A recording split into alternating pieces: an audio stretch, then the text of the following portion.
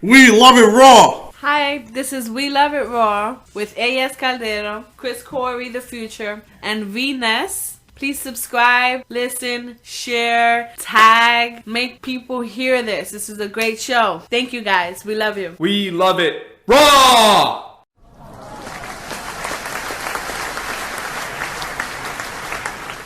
They always say that records are made to be broken. It's been used many a times. I'll give you a clear-cut example. Look at the Golden State Warriors this year. They're chasing down the Chicago Bulls' 95-96 season record of 72 wins. They're on a chase for 73. They got 69. They need to win 4 more games to break that record. I'll give you another record that was made to almost be broken. The 1972 Miami Dolphins. Perfect season, perfect playoffs, won the Super Bowl. They were 16-0. Then you had the New England Patriots. Completed the second perfect season in NFL history, but did not go all the way undefeated. So it was an almost broken record. And then you have this Sunday at Wrestlemaina. 93,000 jam-packed the Silver Dome at WrestleMania 3. Would that record be broken? You're damn right it would be.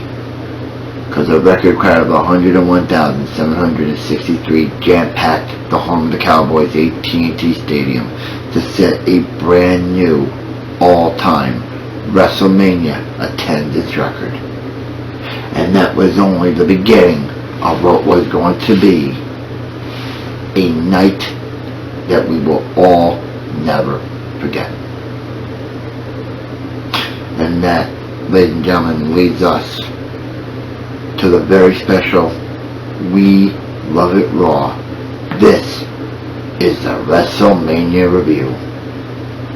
And we have a lot to talk about, so sit down, buckle up, grab a bag of popcorn and a beer, because you're about to be taken on the review of a lifetime. So let's get started. And we're going to start with the Intercontinental Championship ladder match. We had Zack Ryder, Sami Zayn, Stardust, Kevin Owens, Sin Cara, Dolph Ziggler,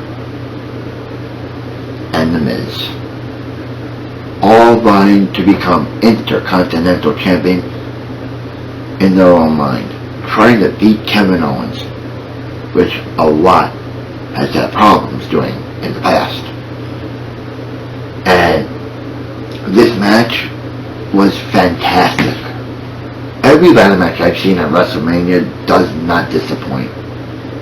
Okay? Whether it be for Tag Team Gold, for Money in the Bank briefcase, whatever the case may be, it never disappoints. And it was no exception on Sunday at WrestleMania. That ladder match for the IC title really delivered. Hands down, the best match of the night to start off WrestleMania. It was intense, it was high flying, it was captivating, death-defying, you name it, they did it. Every superstar in that match put their bodies and careers and livelihood on the line. But in the end, it was Zack Ryder throwing The Miz off, unlatching the belt from the hook, and becoming the Intercontinental Champion for the first time in his career. And it was a great moment to see, because it's been such a long time since Zack Ryder has held any type of belt in the WWE. His last was the United States Championship some years ago. So for him winning the Intercontinental title on the biggest stage in his first WrestleMania meant a lot to him. And he was there with his father. And his father did go into the ring, hugged Zack, and, celebrated with him. And it was a great moment to see one that the writers are never, ever going to forget. So congratulations to Zack Ryder on becoming a brand new Intercontinental Champion for the first time in your young career in WWE. So, if I had to say the grade I give that match, I give it an A. Why? Because of the way it was. It was electrifying. It was awesome. It was incredible. And it had a lot of OMG moments as well.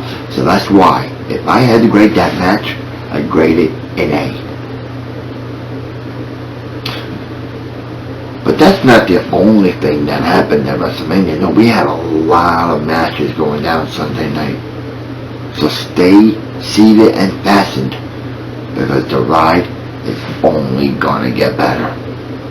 And we're going to now continue our WrestleMania review coverage with the next match, which was AJ Styles and Chris Jericho. Now, these two have had an extensive rivalry since January's Royal Rumble.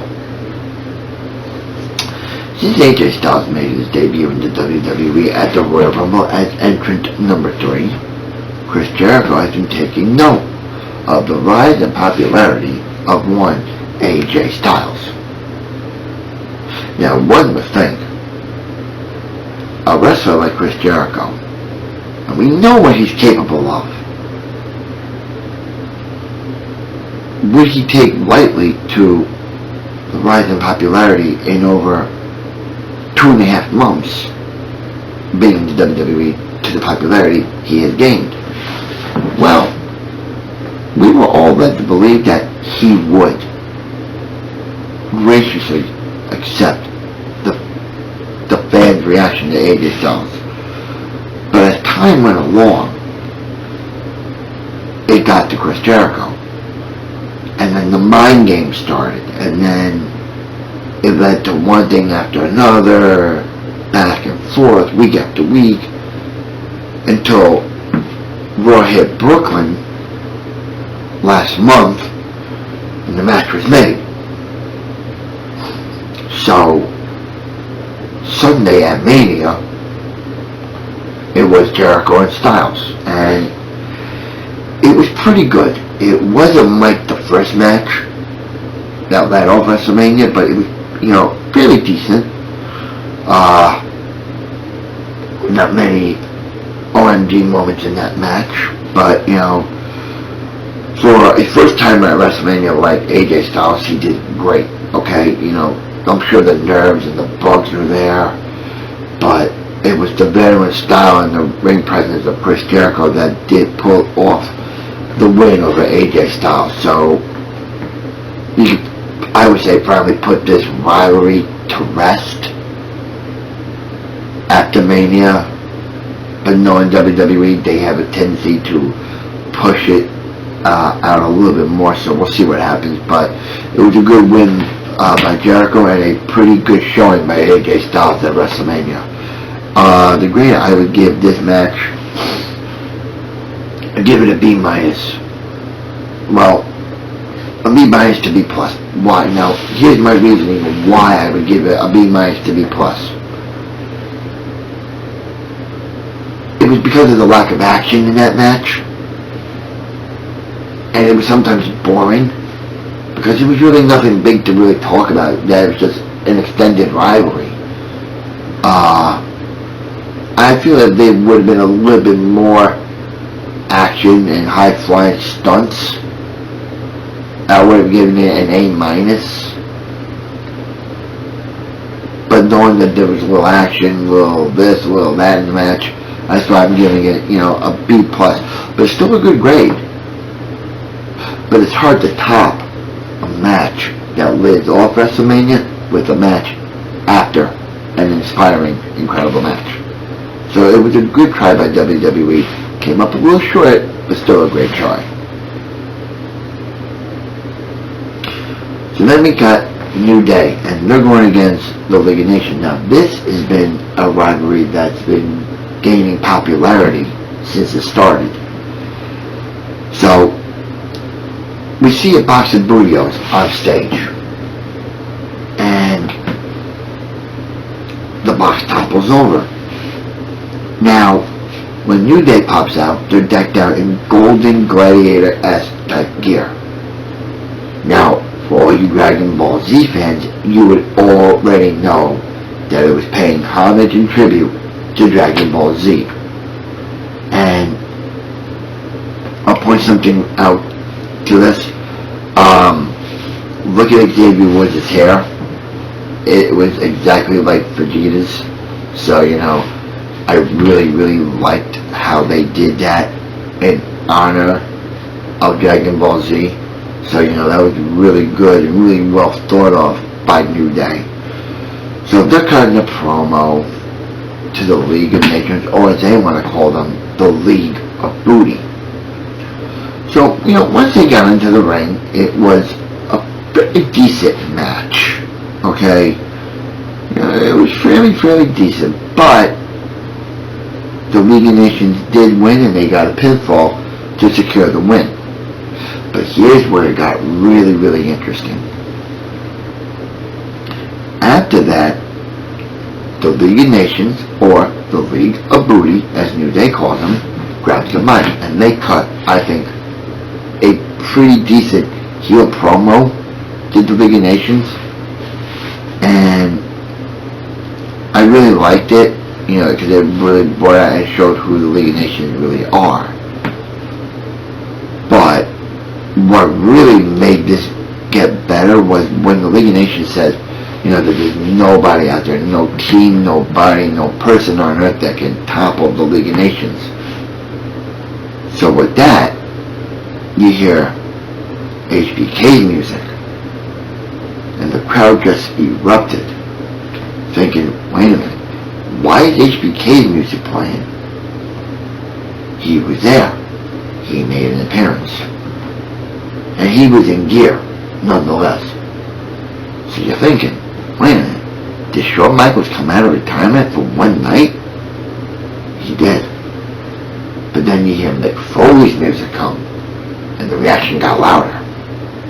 He was dressed like Cactus Jack, ready to fight. But the League of Nations reminded him, listen, it's 4-on-2. You're still a man or two short. And then you hear the glass break. And then you just heard the 101,000 screaming fans just erupt and blow the roof off of AT&T Stadium, because it was Stone Cold Steve Austin who made an appearance at the grandest stage at WrestleMania. And it got right down to business, okay? Sweet Chin music was delivered, Mr. Socko was delivered, and Austin gave the fans the money's worth with two sterners. One on King Barrett, then on a Vegeta lookalike Xavier Woods. But it ended with Austin dancing, Shawn Michaels dancing, and Mick Foley dancing as well. Now all three of them can't really dance very well. If they were younger, yeah, I can see it, but they're older Hall of Famers now, but I give them valiant efforts for everything that they did. So the grade I'm giving that match, I heard it got a B. I'm giving it an A-.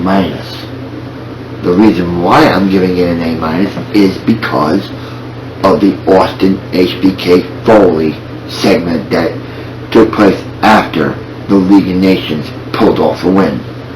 If it wasn't for that segment, this match, in my opinion, would have gotten a C. But the reason why I'm giving it an A is because of that segment with Foley, Austin, and HBK. So good job on WWE's part to really make a segment worthwhile. Now we're going to get into the heart of WrestleMania. Now when I mean the heart, we're going to get into the beating batters of what WrestleMania is finally all about. Yes, we had 3 matches. Good matches. Where's the action? Where's the best part of what made WrestleMania the best ever? Was coming up right now. The street fight, the no holds barred, no rules, anything goes street fight between Dean Ambrose and the Beast, Brock Lesnar. And this has been a rivalry in a long time that has really gained national attention. On Raw Brooklyn at the end of March, I was there. Paul Heyman with Brock were making proclamations that they were going to go into Dallas, AT&T Stadium, and just lay waste to Dean Ambrose. Dean comes, takes weapons, takes him over to Dallas. So now at WrestleMania, it's Brock and Dean. Where are the weapons? They were there, but they were going to be used at a later time. Or so we thought.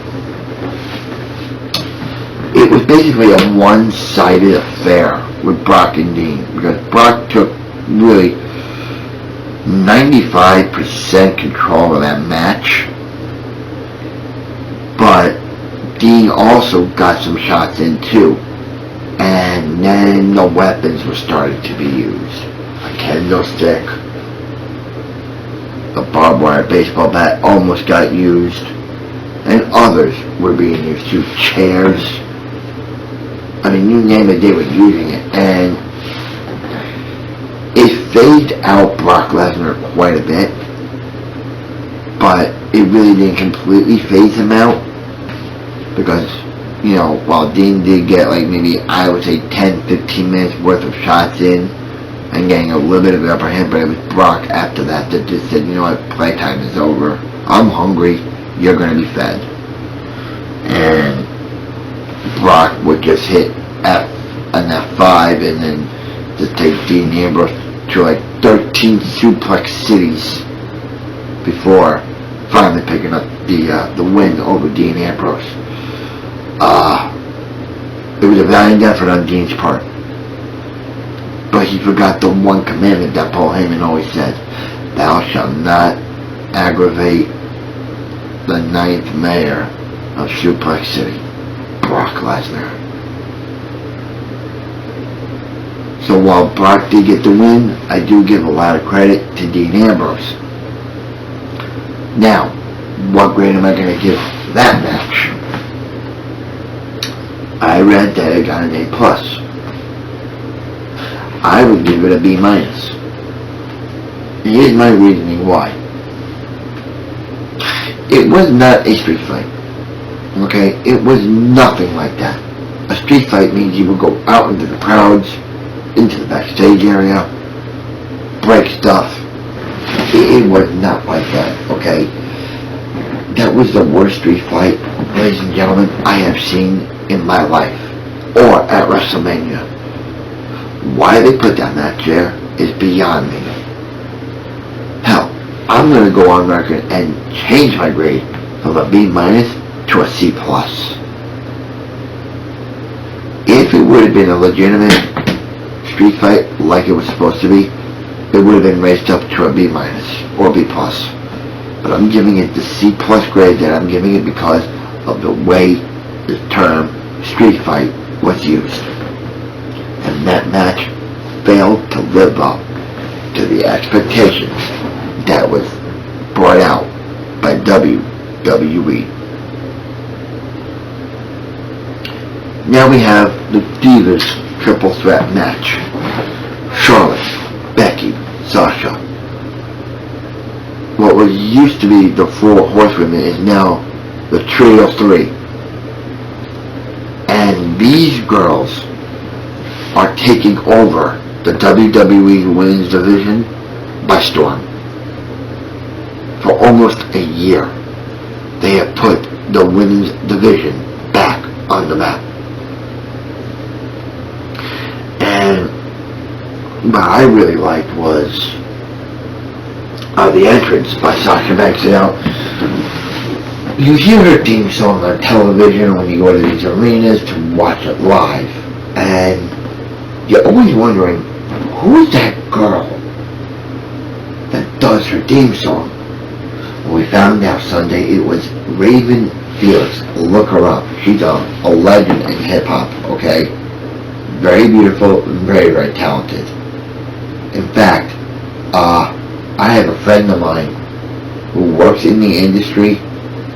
Her name is Evie, E-V-E. Ask her about Raven Felix. I'm sure she'll know who she is too. Ask her. Ask EVE about it. She has a Facebook page, so hit her up. Ask EVE about who Raven Felix is. I'm sure she'll give you the answers. But from me, talented.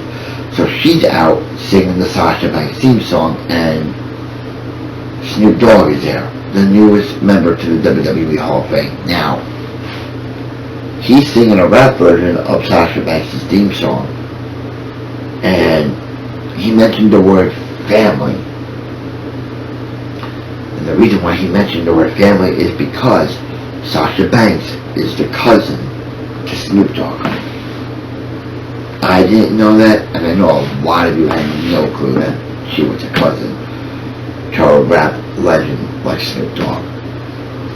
And it was great to see cousin and niece walk hand in hand down to the ring. And what made it even more special was the outfit that Sasha Banks was wearing. She was wearing an outfit to pay homage and tribute to the late great Eddie Guerrero. Viva la Raza. And the reason why behind the outfit from Sasha was because of the style and the grace and the following that Sasha had towards Eddie Guerrero. She grew up idolizing Eddie, and she remembers it clearly from the pay-per-view No Way Out, in which Eddie Guerrero became the first-born Mexican champion in WWE history. So that was a really inspirational moment by Sasha Banks. And as Becky and Sasha are now in the ring, Charlotte's making her way down. Now, just like Sasha's outfit, Sasha's was fantastic. We learned that she was wearing a robe, and the robe had these gems on it. Now, these gems are symbolic. Those were the gems used in the Ric Flair robe at his retirement match at Wrestlemaina when it was in the Citrus Bowl in Orlando. So, Charlotte really went all out and paid homage to her father, her mentor, her guidance, by wearing that robe with those needles. So, great job by Sasha, great job by Charlotte, poor job on Becky, because she just wore the same outfit she's been wearing since she debuted in July, August of last year. So, but enough of me talking about outfits and homage and memories. I gotta talk about this match, and it was great. For women's wrestling to finally be back on the planet and on the map, these three really made it, cement its place in WWE. I really enjoyed it. Okay? And there were a lot of times I thought we want to have a brand new women's champion, whether it was Becky or Sasha. But the end result was Ric Flair got involved. He prevented Sasha Banks from saving the count and saving a chance of winning the women's championship. But it was all meant for nothing, because Charlotte would end up winning the brand new WWE Women's Championship. So, the grade I give that match, this is going to be a really hard one, alright? Where can I top this match compared to other matches and the ladder match to lead off WrestleMania?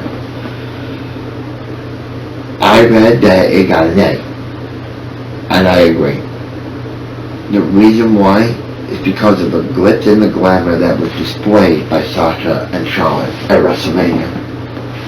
if it wasn't for that, I would have given the match a B minus, but I give it an A because of the glitz and the glamour by Charlotte and Sasha Banks. So kudos to women's wrestling finally being back in WWE. I'm really, really happy, and I'm really looking forward to see where women's wrestling goes.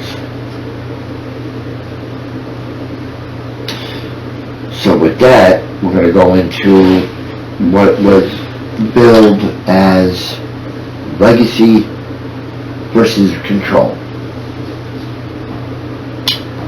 A few months ago, February to be exact, the Vincent J. McMahon Legacy Award was being presented to the Queen, Mrs. McMahon. Then Shane shows up, and now this is where I got really, really good. In the span of a month, they developed this rivalry into something explosive. Alright? I have to give the WWE a lot of credit for that. So, they're inside Hell in a Cell. And we all know Hell in a Cell is a demonic structure, the Undertaker's yard. And the action, I want to get into that. Fantastic. Everything was used. Bolt cutters, fire extinguishers, bats, toolboxes. It was the display by Shane McMahon that really made me say, holy crap, what is he doing? Despite him using weapons to weaken the Undertaker, is what Shane did that made it good. He put the body of both him and the Undertaker on the line by giving him a spear hug through the gate. That was really good. What was really also good was the Coast to Coast by Shane McMahon. Now, we've seen that many a times before from the Boy Wonder. He did it at WrestleMania 17 when he fought his father in the name of Shane's mother, Vince's wife, Linda McMahon. So Shane was determined to get control and custody of Monday Night Raw. He hit the Coast to Coast on The Undertaker, and it phased him out pretty damn good. So now we're going to fast forward this match to the end, and now this, ladies and gentlemen, is where everybody got up and was saying what is about to happen. We see the Undertaker on the table, and he's out. Okay, he just got beaten, battered, and bruised by a television monitor. And Shane's climbing up Hell in a Cell. Now we're thinking, is he nuts? Has the Boy Wonder really gone boy bonkers? The answer is yes. Now, we've seen this before. Let me take you back to King of the Ring 1996, Undertaker Mankind. Mankind is coming out, but he's not going in the ring. He's already on top of the cell. But Shane did not do what Mankind did back in 1996. He was waiting for Undertaker inside the cell, but Shane ended up on top of the cell. And he was measuring the Undertaker very precisely, but he missed. Yes, he missed. And that was the opening for the Undertaker to really earn this win over Shane McMahon, thus preventing Shane from controlling Monday Night Raw. Or so we thought. You're going to hear a bombshell on the We Love It Raw Fallout edition from WrestleMania. You're going to hear what transpired on that night, and in regards to Shane McMahon. So stay tuned for that. So the career of The Undertaker will survive another WrestleMania. But I do give Shane a lot of credit, but it was, all for nothing. It valiant effort, but it was The Undertaker pulling out all the stops like he always does at WrestleMania to beat the Boy Wonder in the middle of the ring. Now, the grade. Here's where I get a little controversial on grades. They gave it a B minus. Why? I saw nothing in that match, whether it's the coast to coast, going through the cell, or missing a over 25-foot jump onto a table and nearly risking your body's movement on there. And I would say the reason why they gave it a B is because of the dive. I'm giving it an A minus because it lacked one thing: intensity. There was too many plausible moments, too many stoppage moments in Hell in a Cell. If it would have just went on and on and on, yeah, I would have given it an A plus. But I'm giving it an A minus because of the lack of intensity between Undertaker and Shane McMahon during that match.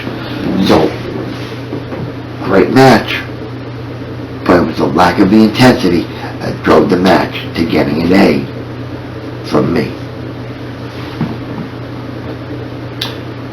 And then we have the big one, the main event, ladies and gentlemen. Yes, the main event. Before I go into the main event, I want to go into a few segments that led up to the main event of WrestleMania.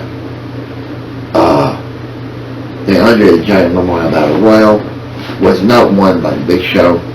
It was won by Baron Corbin, the Lone Wolf. We also had Shaquille O'Neal in there.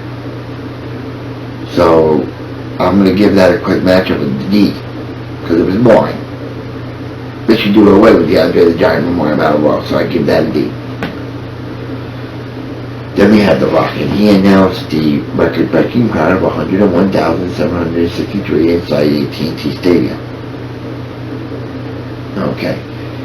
So, he's in the ring, and he's thanking the WWE Universe for all the hard work and dedication and for breaking this record. And then the Wyatts showed up. Now you're thinking, the Wyatts. What are they looking for now? They were looking for a fight. And they almost got one. In fact, they did get one. He got Eric Rowan and The Rock in a quick 6-second match. Eric Rowan lost at WrestleMania. But what The Rock said afterwards, that, it's been 32 years, you broke a record and all that, but I give that impromptu moment a complete F. A complete F. There was nothing meant to that. I think they just wanted to fill time. They could have done it a hell of a lot better. So an F on that part. Next, we will talk more about now, I want to go into the main event of WrestleMania. Because that is what I really want to talk about now, is Triple H, the WWE Champion. It's Roman Reigns, the #1 contender, which he won at Fastlane in February. So Triple H is out with Stephanie, and Stephanie is doing an apocalyptic theme to her husband. And it was a great speech. I forgot what it meant. I forgot what she was saying. But, the entrance that Triple H does every year at WrestleMania is just awe-inspiring. So that Roman's in the ring, and this match really bored me to death. I'm sorry. It was a bore. They knew WrestleMania was going to go overboard, but they had to put this match in, and it failed to live up to anything expertise-wise. So, Triple H and Roman Reigns were battling, but it was Roman Reigns hitting a spear on the Queen of WWE, Mrs. McMahon, hitting a spear on Triple H, and getting the win. So, I'm a little disappointed about the result of that match. I really wanted 100, but the reason why he lost is because his contract as a WWE superstar is officially over. So, I see the reasoning why Triple H lost, and what was a boring match. It had no action, no excitement, no nothing. But it was Roman beating Triple H with a massive spear, getting the 1, 2, 3, and thus Roman becoming a 3-time WWE World Champion. So, kudos to Roman, and bad to Hunter, but I think Hunter's going to get a shot again at Payback at the WWE title. So we'll see what happens when a Payback will hit the United States. So we'll see you then for Payback. And I'm going to give you my overall grade now, ladies and gentlemen, for what was a fantastic WrestleMania. Overall, A++. The review you heard explains why I gave it an A++. From the ladder match, to the Divas match, to the honoring of Dragon Ball Z, and to the attendance record as well. WWE really went all out and gave us, the fans, a WrestleMania to remember. I thank you, WWE, for really making WrestleMania what it was. And with that, ladies and gentlemen, that will conclude our very special WrestleMania review. I'm sure a lot of you have a lot to talk about when it comes to the granddaddy of them all, WrestleMania. Please, I can't say this enough. I can't stretch this out enough. Say something. Tweet us. Facebook us. Message us. Say something. We want to hear what WWE could have done a little bit better to make WrestleMania better. Or what can WrestleMania do to make next year's WrestleMania a lot better. Let us know.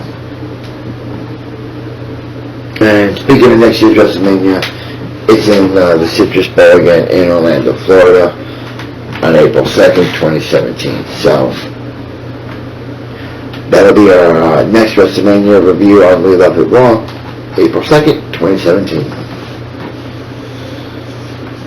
And with that, I would like to say thank you. Hope you enjoyed this review. Again, let us know what you want WWE to do going down the road leading up to next year's WrestleMania. I am the boss. Legit. Signing off. And now, stay tuned for We Love It Raw, the WrestleMania Fallout. And what was an epic night at WrestleMania? One can only imagine. What can we expect when it comes to the fallout from WrestleMania? Is it going to be good? Is it going to be bad? You want your answers? This is the place for your answers. Ladies and gentlemen, welcome to a very special We Love It Raw. This is your WrestleMania Fallout. And we're going to start the show with Mr. McMahon. And he's being serenaded with the fans in Dallas, singing No Chance, You Got No Chance in Hell. And Mr. McMahon really enjoyed that. And he went right into the match with Shane against The Undertaker. And he acknowledged the fact that Shane put his body and his career and his life on the line for one chance of an opportunity to run Monday Night Raw. Now, Shane ended up, like I said, on the bad side of Hell in a Cell. But Vince went on and said, you know what, my son did everything he could to try to get you, the fans, a show worth watching. And Shane comes out then, and he acknowledges to Vince that, you know, he won, I lost, fair and square. Simply put, you can't go anything wrong in that. Right? But as Shane is ready to leave to a huge ovation by the crowd in the American Airlines Arena, Vince stops him and says, you want Monday Night Raw, don't you? And the crowd loved it. So Vince made a deal. One night, Shane McMahon was in charge of Monday Night Raw. And the fans, like I said, loved every minute of it. They were happy to see the Boy Wonder get the dream of a lifetime running Monday Night Raw. So what was to come of Shane McMahon's first night in charge of a big show like Monday Night Raw? Well, for one, he made the rematch from Wrestlemaina, the League of Nations against the New Day. And it was for tag team gold. Okay? So, the matchup was a little bit better than the one at Wrestlemaina, but the New Day ended up getting a win. So, what happens after New Day is the League of Nations cuts a beautiful promo. I mean, as a stable heel, they cut a great promo. And they were talking about, you know, the reason why we're slacking is because there's a weakest link in the group. And they point to Barrett. They point to him. And they lay him to waste. Simply put, the weakest link is now out of the equation. But I heard the weakest link, Wade Barrett, is leaving WWE in the next couple of months. So we'll see what happens after that. But kudos to New Day for retaining tag team gold. Congratulations, boys. Well deserved, well honored. Next we're going to talk about women's wrestling and how it's finally gotten on the map and it's gotten recognized no matter where you go for a WWE show, whether it's Raw, SmackDown, NXT, Main Event, Superstars, a live show, it doesn't matter. You want women's wrestling, you're going to get it. And Summer Rae's out there, and she's cutting a heel promo to Sasha Banks, saying that Sasha failed at her first WrestleMania moment, she couldn't win the gold, if I was in there, I would have won the gold. So Sasha's out there, and she just quickly just banked on the bank statement to Summer Rae. Summer Rae did get tap out, so it was put out by the boss, Sasha Banks. So good work to that. We also learned that Roman Reigns was there.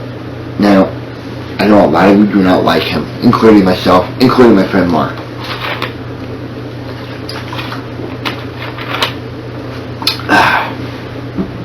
So, Roman's out there now, and one has to wonder, what speech is this guy going to give? And it was boring. Basically put, Roman said, I'm not the good guy, I'm not the bad guy, I'm just the guy.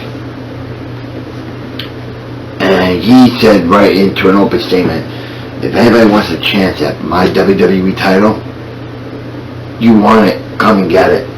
Just out of the playbook of John Cena.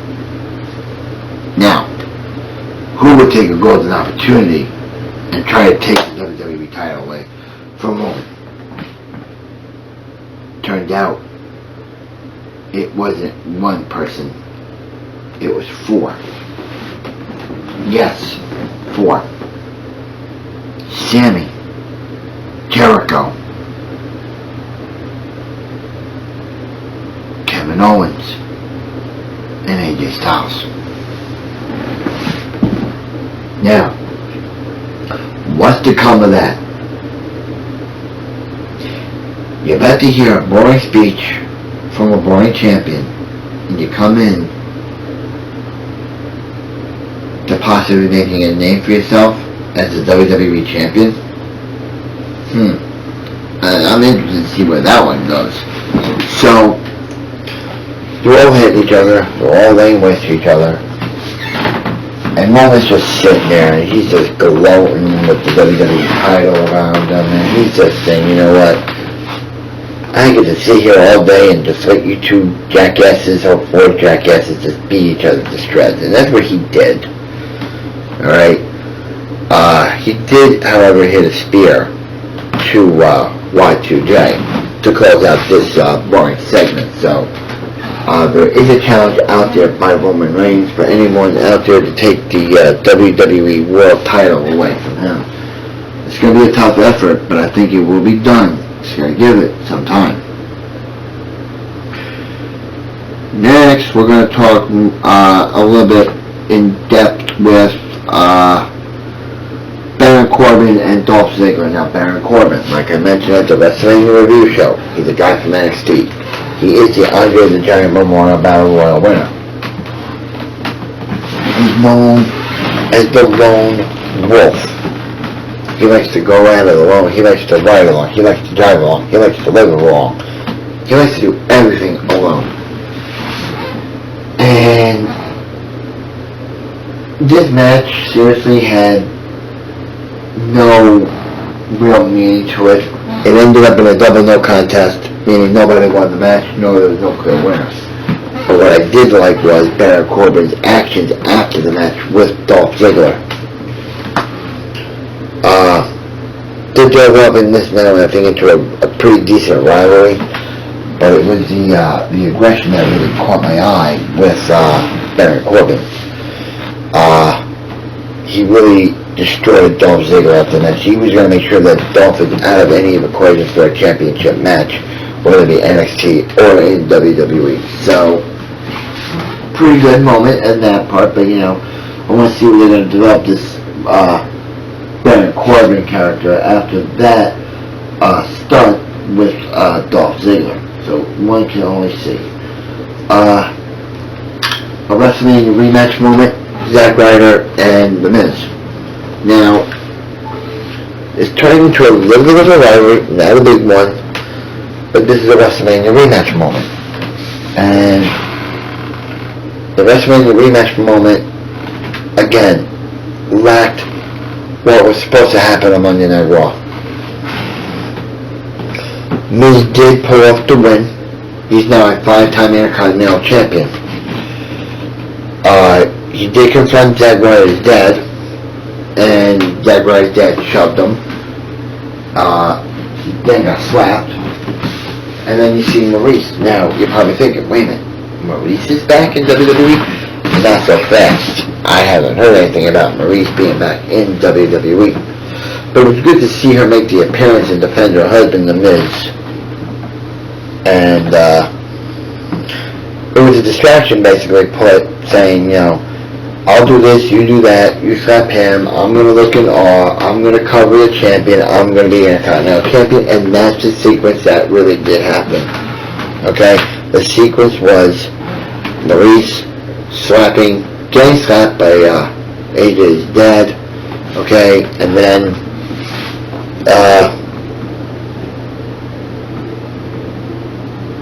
The Miz taking advantage of what was a distracted Ryder because of Maurice and becoming a 5-time champion, which is, by the way, AWESOME, awesome. So kudos to the strategy played out by Maurice and The Miz and the Intercontinental title. So I'm really, really happy that that went down the way it is. So kudos to them for pulling that off and getting Intercontinental Gold for 5 times now in your career. Congratulations to The Miz. We're also going to talk more now, ladies and gentlemen, about a debut. If you have the WWE Network, watch NXT. And the reason why I'm telling you is to watch NXT so you can see this tag team. Enzo Amore and Big Cass. A 7-foot guy. They come into WWE's main roster. And they talk a lot of trash. I mean, they cut the best trash promo on the Dudleys I have ever seen in recent memory in the WWE. I was completely taken away by that.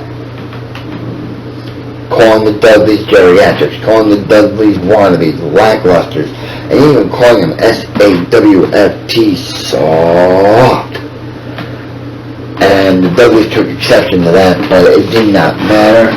It was Big Cass and Enzo laying waste to the Dudleys, but to see this tag team now in the WWE, I see greatness coming out of this tag team, Enzo and Cass. And for them making that Raw debut, it really goes away to making that dream a reality. So I really enjoyed that. I couldn't have met on that match. Then we see Renee Young. She's talking to Mr. McMahon. I'm wondering why Mr. McMahon is leaving. Mr. McMahon says, I don't want to be here when the ship sinks, so, I want to be here when the ship is back up afloat.